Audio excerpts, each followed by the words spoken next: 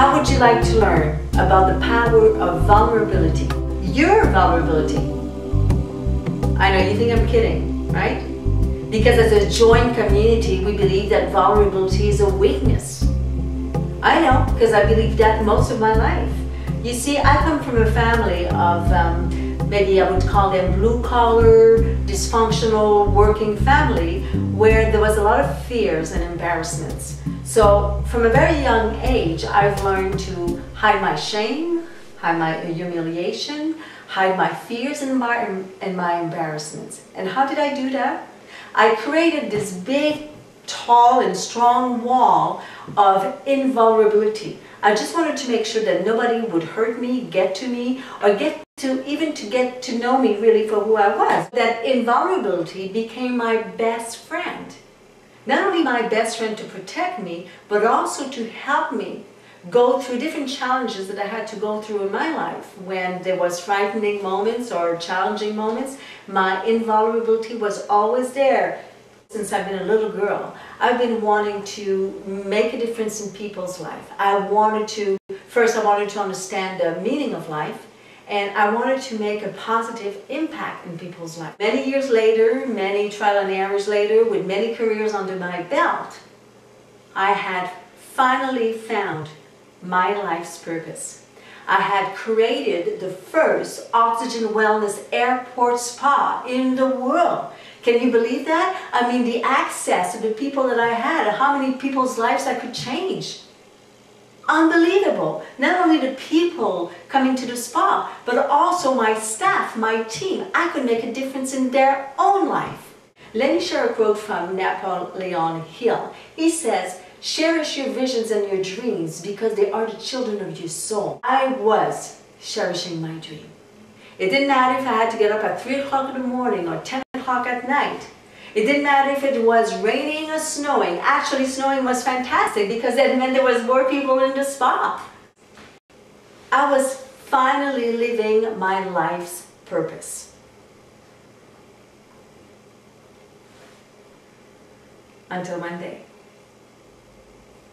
when I lost it all.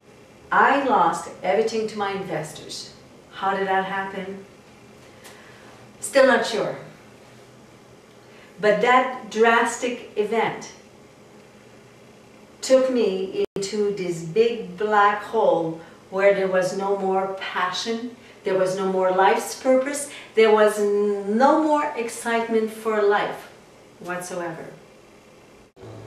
For 5 long years, I kept on floating, pretending that everything is okay, hiding my vulnerability. One thing that I knew I could do very well. It took a trip to India, many self-help books, many transformational seminars, many thousands of dollars to find myself one day at another transformational seminars with a microphone in my hand in front of a group of people. How did that happen?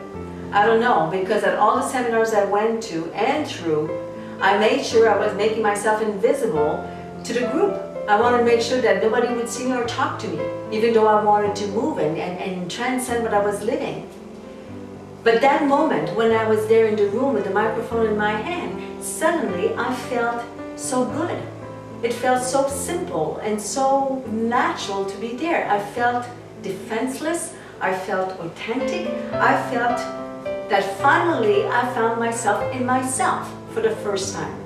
What I discovered is that in order to really live your life's purpose in authenticity, you need to embrace your vulnerability first. Vulnerability is the biggest gift that you can ever receive. In order to live your life's purpose, you need to embrace your vulnerability in order to be able to live in authenticity. Vulnerability is the biggest gift to yourself and to others. Vulnerability is at the base of all healing. Vulnerability is showing you the way into living your life in conscious awareness. Vulnerability takes you to this space of emptiness where you find your fullness. Vulnerability gives you clarity about your passions and your purpose in life.